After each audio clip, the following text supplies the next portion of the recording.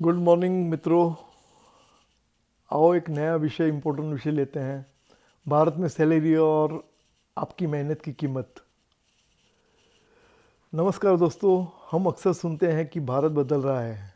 140 करोड़ लोगों का देश। इंटरनेट और टेक्नोलॉजी इस्तेमाल करने में हम दुनिया में सबसे आगे हैं। लेकिन जब बात आपकी जेब की आती है, यानी आपके सैलरी की आती है, तो हमारी स्थिति विकसित देशों के मुकाबले बहुत ही अलग है। आइए आज इसे कुछ बहुत ही आसान भाषा में समझते हैं।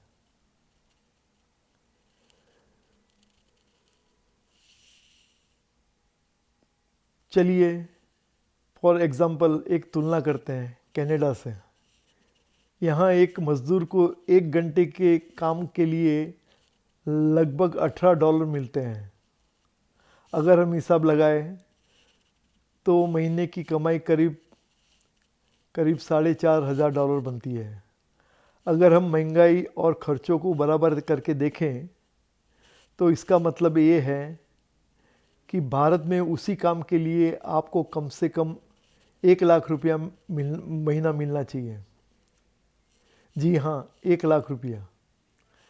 और यहाँ मैंने पीपीपी के हिसाब से वैल्यू गिनी है डॉलर की, मतलब 25 रुपया गिना है।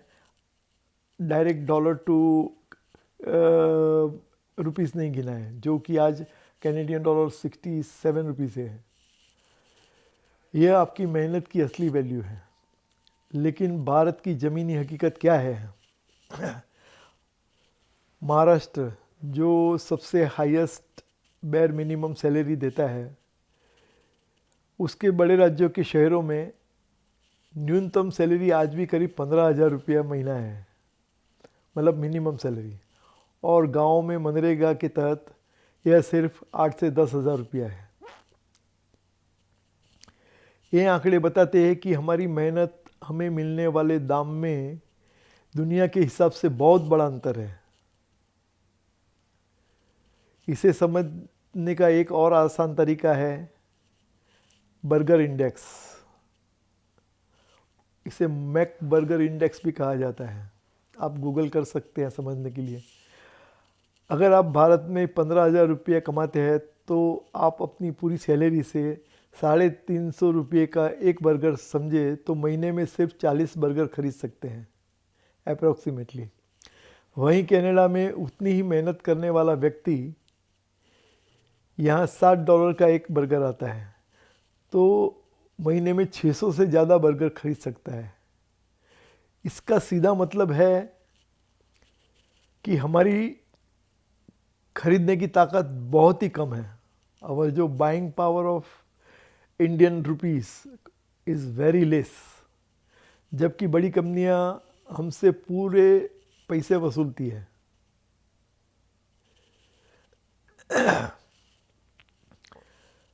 आप बड़ी विदेशी कंपनी को ही देख लीजिए, इंडिया में बहुत है। अभी तो टिम हॉर्टन्स भी है, मैकडोनल्ड्स है, स्टारबक है, और भी कई वर्ल्ड ब्रांड्स इंडिया में काम करती हैं। कनाडा में वहाँ वो कर्मचारी को लाखों में, वहाँ का कर्मचारी जो है वो लाखों में कमाता है। लेकिन भारत में वही ब्रांड अपने कर्मचारी को सिर्फ 18 से 20 हज़ार रुपया महीना तनख्वाह देती है। लेकिन ध्यान देने वाली बात यह है कि उनकी कॉफ़ी का दाम भारत में भी लगभग उतना ही है जितना अमेरिका कनाडा में है। बल्कि मेरा तो समझना है कि यहाँ से भी दाम 1.5 गुना या डबल है। मतलब कंपनियाँ सामान तो इंटरनेशनल रेट पर बेच रही है, लेकिन सैलरी लोकल रेट पर दे रही है। यही हालत हमारे फैक्ट्रियों की भी है। हमारा सामान विदेशों में डॉलर और यूरो में बिकता है, लेकिन बनाने वाले मजदूर को उसकी मेहनत का सही हिस्सा नहीं मिलता है। दोस्तों, यह बात किसी ऐशो आराम लग्जरी के लिए नहीं है। यह अपनी वैल्यू समझने के बारे में है। हमें यह समझना होगा कि दुनिया के मंच पर हमारी मेहनत की क्या कीमत है। जागरूकता ही पहला कदम है। जब हमें इस अंतर का पता होगा तभी हम सही वेतन की उम्मीद कर पाएंगे। आखिर में बस इतना ही कहूँगा कि कम पैसा मिलने में कोई बुराई नहीं है, लेकिन अपनी मेहनत की कीमत न जानना और चुप रहना, यह हमारा सबसे बड़ा नुकसान है। जागरूक बनिए और अपनी value पहचानिए।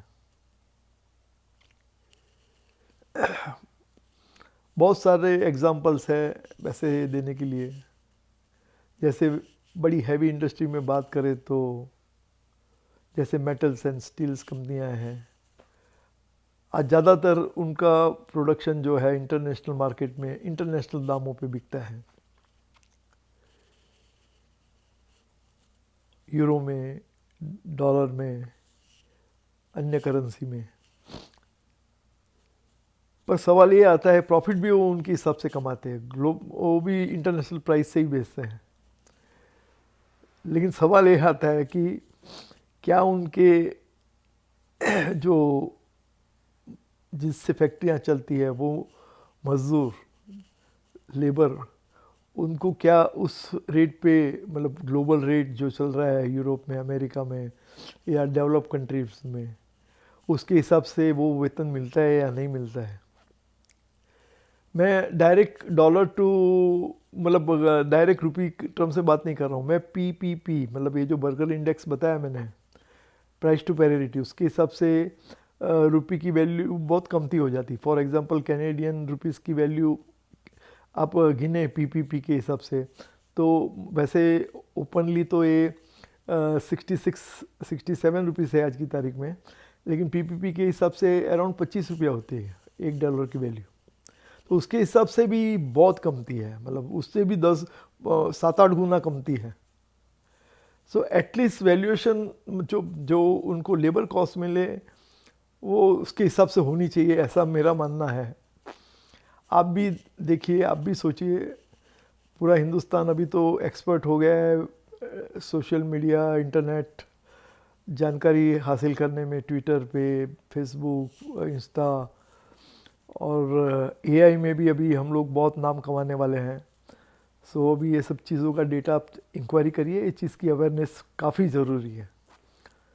Thanks for listening and इसके बारे में आपका भी व्यू डालिए।